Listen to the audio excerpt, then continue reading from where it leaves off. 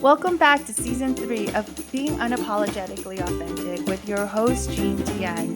This season, we explore the concept of truth. Each one of my guests has been handpicked by me for their powerful and inspiring stories of how they've been able to remove the social conditioning behind success and start to truly live that authentic, successful lifestyle. I hope that their stories will inspire you to start to do the same and find what success truly means to you. Welcome back to another episode of Being Unapologetically Authentic with me, your host, Jean Tian. I am so excited to have Andrea Johnson on my show today because she is the Intentional Optimist. And for somebody who has been generally a pessimist for most of my life, I am converting into optimism. I am just so excited to have you, Andrea, on the show. Share with us your insight, how you became the Intentional Optimist, and for the audience to learn more about you. So let's get started. Andrea, can you share with us a little bit about yourself, how you became the Intentional Optimist, what brought you to this point in your career? Well, we only have like 30 minutes, right? Yes. First of all, thank you so much for having me. I'm excited to talk with you again. Full disclosure, Jean is on my podcast as well. So you get to hear her story on my podcast and evidently my story on her podcast. So this should be a lot of fun.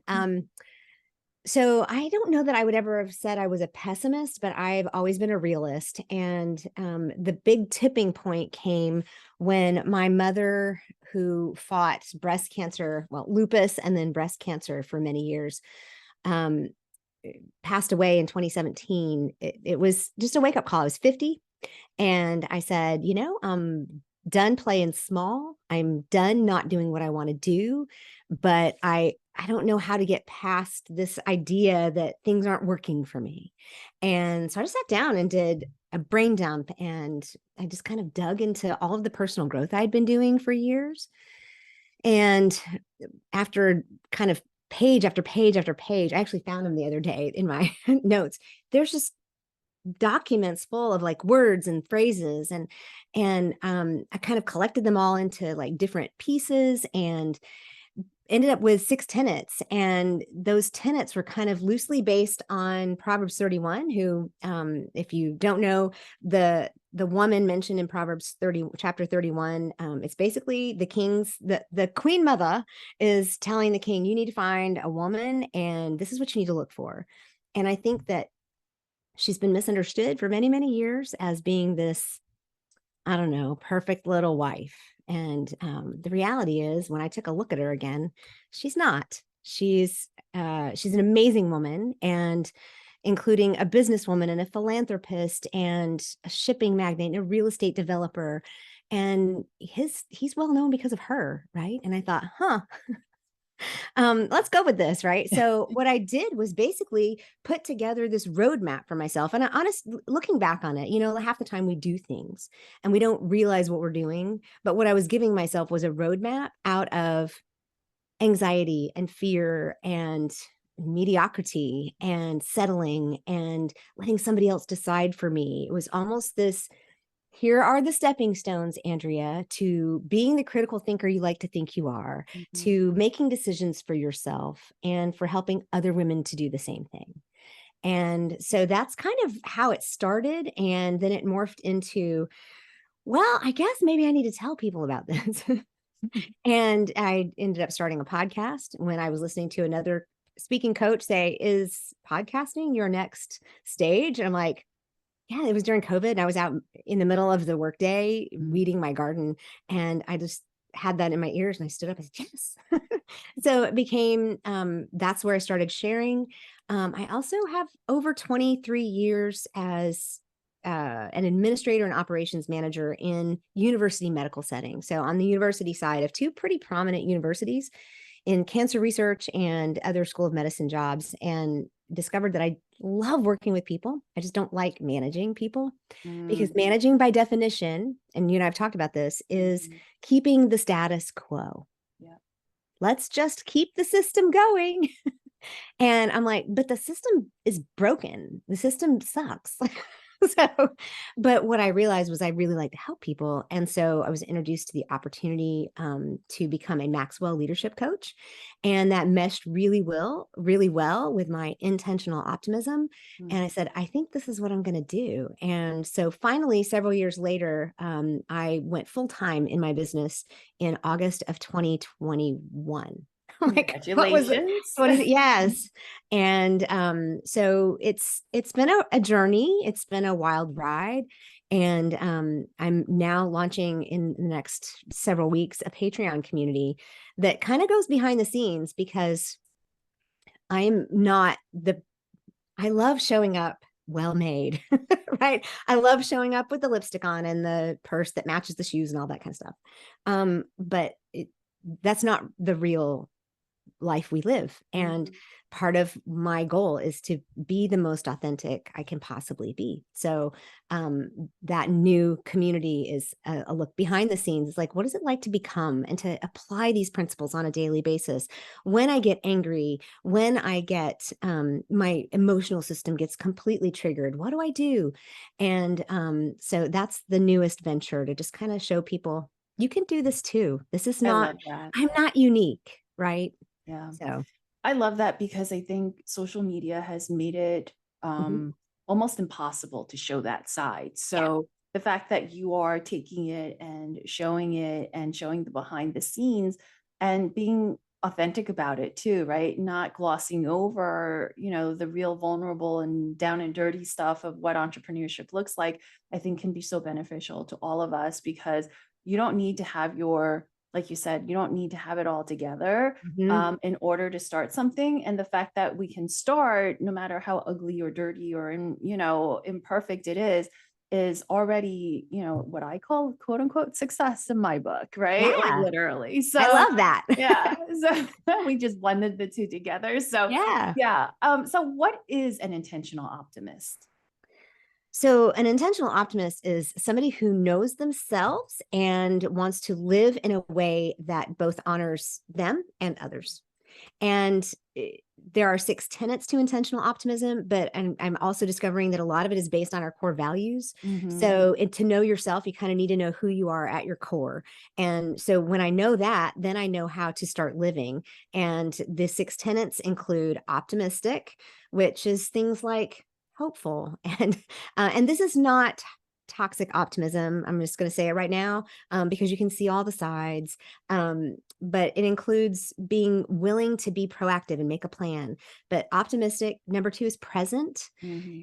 Bob Goff says, be where your feet are. And that has been really helpful for me, because I like to daydream about what it's going to be like when I lose the last 10 pounds, or when I win that lottery ticket, or, whatever. We all do that, right? Mm-hmm. So present for me, and celebrating wonder. I'm in the middle of a 100-day project where I'm looking for wonder in my life. And I get a little bogged down in well, I can only take so many pictures of flowers and birds. And, so my friend was like, wherever you discover wonder. And I'm thinking, this is a good place right here. Whereas being present and seeing how 2 women come together from different cultures and different backgrounds and can talk about things in a way that help bring other people together. Yeah. The third is energetic. And that has to do with understanding where our energy comes from and where it goes and how we generate it. And that joy is the basis for most of that. And every time I say it, I get cold chills. The fourth is courage or courageous. And that's leadership. That's being willing to undauntedly make yourself an adventurer. And Mm-hmm. I say these things because I'm not there yet. And I say, I'm a challenge acceptor. It's like, no, not really. Don't do that. So courageous. And then wise is the 5th one. You can't go around the sun as many times as I have and not get some wisdom, and just be willing to own that and say, as a 56-year-old woman, I have wisdom to share. So I've discovered that through that, I actually love coaching millennials. I love that age group. I love being able to say to younger women, now's not the time to sit back and think that you can't do something. You are poised. Let's go. So sharing wisdom. And then the last one, the 6th one, is intentional, which kind of bookends it all. Mm-hmm. Because you can want to be all those things, but if you don't set a plan, if you don't make yourself do it, if you don't say, this is my intention to do these things, you won't. And I won't. And so I've come to realize that I made this plan for myself, but I said it was for other people, but it was for me. And so now I can say, all right, if this resonates with you, let's go. Let's do this together. So an Yeah. intentional optimist wants to live in ways that do that. And it's so powerful when you can, at least you don't have to be an expert in each of the six tenets. If you just scratch the surface Mm, of just like a couple of them and we start there, like I feel like that can already shift a yeah. lot of people in terms of their mindset, their experience in life, and just, the way that they see things in life, right? Yeah, and a lot of it is a mindset shift, and I've been really surprised. I don't know if this happens for you with your success model, but I have clients. I work with both corporate consulting, and I do client work in there, and then I have private clients. And in my corporate work, I use more of the Maxwell stuff, and I Mhm. use my disc consulting, which is a whole other piece. But I've started giving them all of my, like, this is a 2-page document of what intentional optimism is, and Mhm. here's my podcast, and I have one girl who has a binder, like super details, like, oh, I've got all this stuff in there.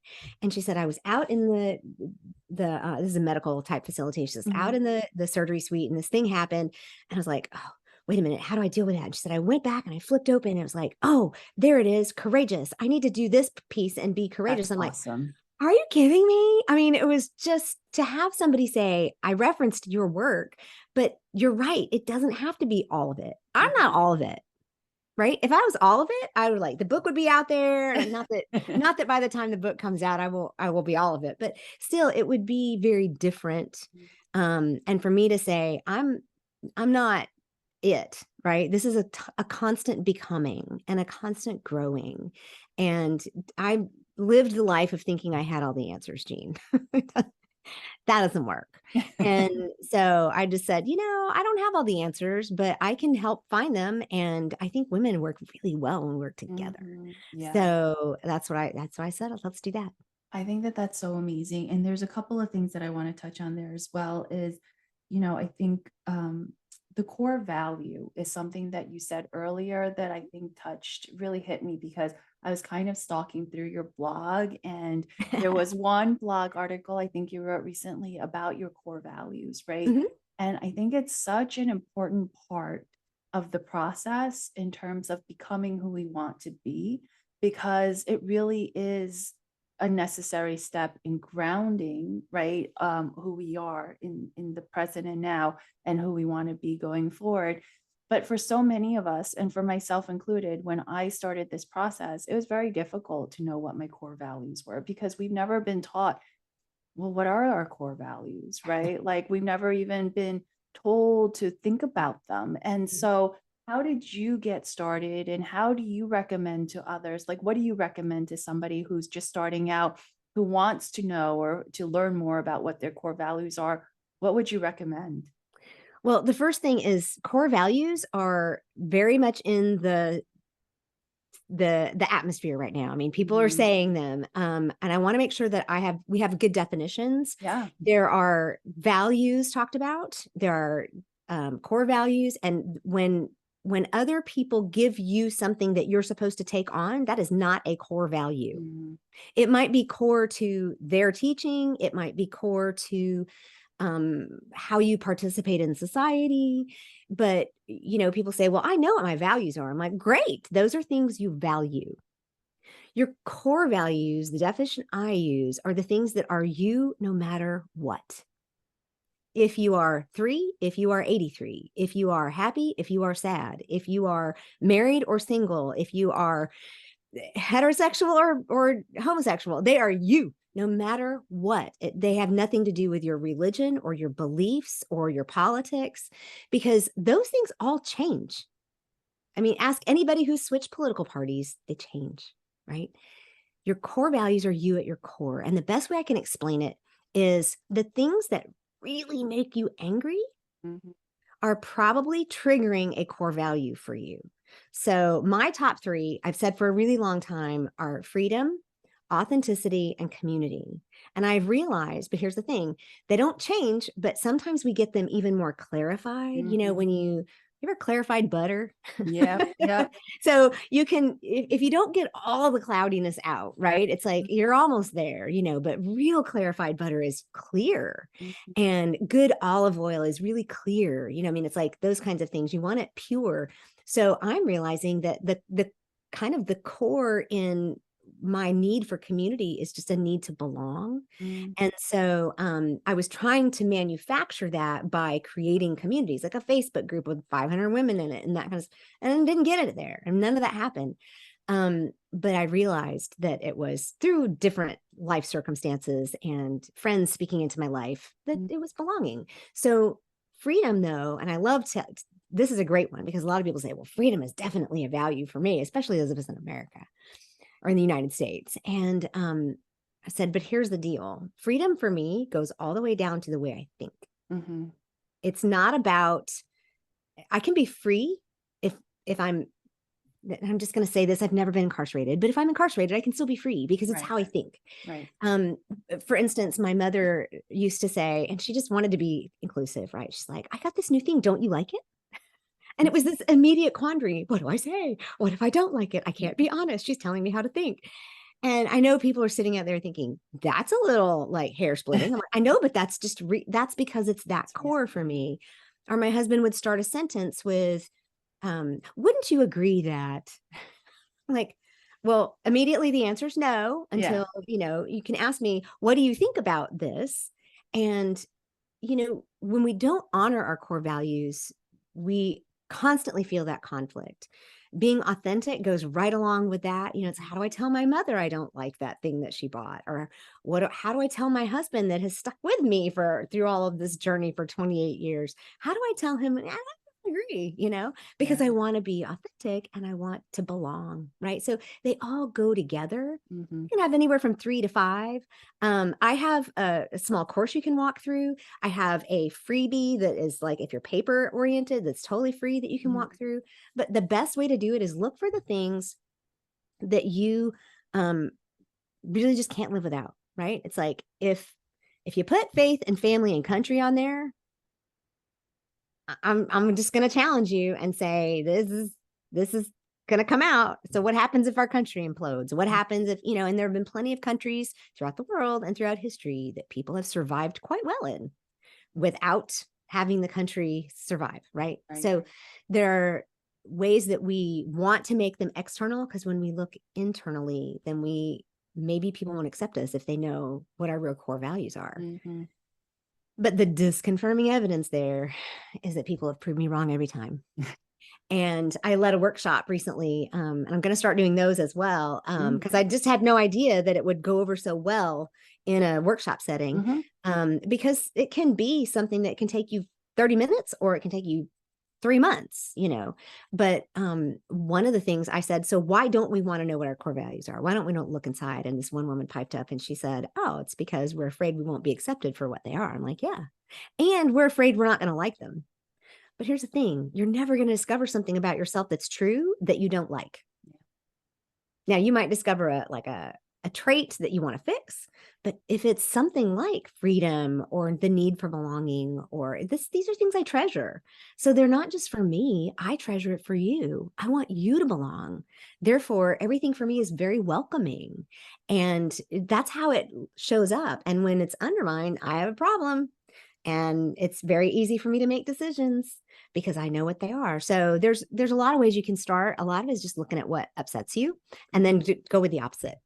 Yeah. And I love the butter example because it goes so well with what you just said with what upsets you. Because when you clarify butter, you put it on heat, right? Like that's how you clarify it. So the heat is really where the upset, the anger, et cetera, if you think about it from an analogy perspective, and that will help you gain more clarity in terms of what your core values are. And I agree 100%. It's when you have your core values and you make your decisions that are aligned with them, things just become, I don't want to say easier, but they become a little bit more easy, right? Like there's more ease to the decisions, to the way that we live, to, the way that we behave, because we know that they are true to who we are. And I think this is so important for anybody who's really looking to I think to find that aspect of themselves of how Mhm. do they make their lives a little easier. Like this is really just such a critical part of the process. Yeah, and I like to say once you have them and you know what they are, it's like putting those bumpers in Mhm. the bowling alley lane, right? It's like your ball's not going to go in the gutter. Yeah. And I think for some of us it can feel restrictive, but the reality is when you know what lane you're supposed to be in, everybody else knows what lane you're supposed to be in. It makes setting your boundaries very easy. It makes communicating much more gracious. Mhm. Yeah, that just really, I'm sorry, this is really important for me. And that just upsets me, And Yep. if they have a problem with that, it's like, yeah, you're just going to have a problem with me, evidently. Yep. It kind of takes the emotion out of things. And I like to tell people they uncover their core values because they're in there. Mhm. They're just, sometimes they're just, we don't have the soil. They're all down in the soil. And Yeah. so yeah, it helps me make decisions. If I'm offered an opportunity and it restricts my freedom, I'm probably not going to do Right. it. Or you do it and you realize, with kind of like a consciousness that True. it's not going to be, the best, right? But you decide for some reason or another that you want to go through with it. But I agree, like it's being aware that Yeah. this is what's happening. And the other thing that I love what you said too is that it's not fake optimism or Mm-mm, bypassing, right? The mm-mm. feelings. And I think that's something that I'm trying to teach my 12-year-old, which is very difficult for them to be able to understand that concept of like, no, that you really don't believe that because, you kind of break.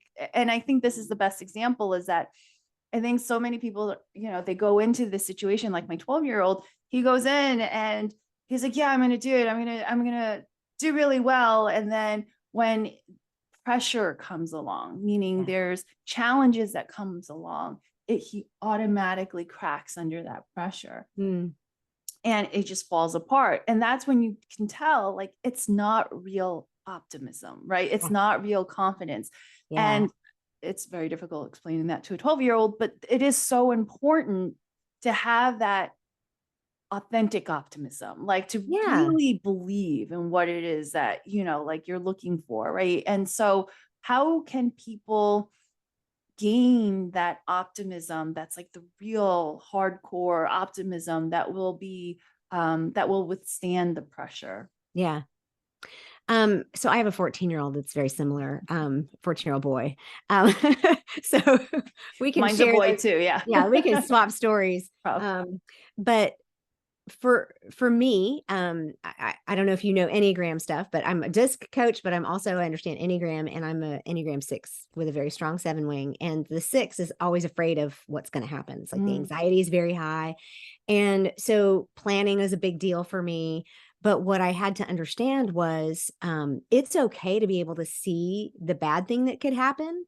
It's what you do with it. And I literally had this conversation. I take my son to school every day.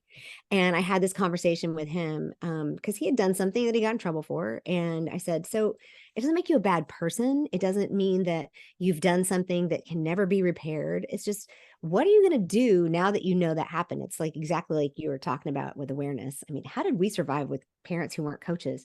Um, you know, but I said, this is how we learn. Every opportunity that we have, every challenge that we have is learning. And when we take those opportunities to say, what did I, reflect on it? What did I get from this? Excuse me. Where am I going with it? And what can I do differently next time? That gives us that ability to develop the muscle of hope, develop the muscles of courage and resilience. And when you have resilience, then you automatically think, well, I didn't, if I didn't die, then next time I can, do differently. And for me as a realist, I get all in my head and I start thinking and I'm like, oh my goodness. Like I even had a situation last night where I'm like, I know this is 70% me and 30% that situation, but wasn't it really bad? And my husband was like, sure, but what I did was I took the opportunity to say, you know what, though, my relationships are not destroyed. Everything is okay.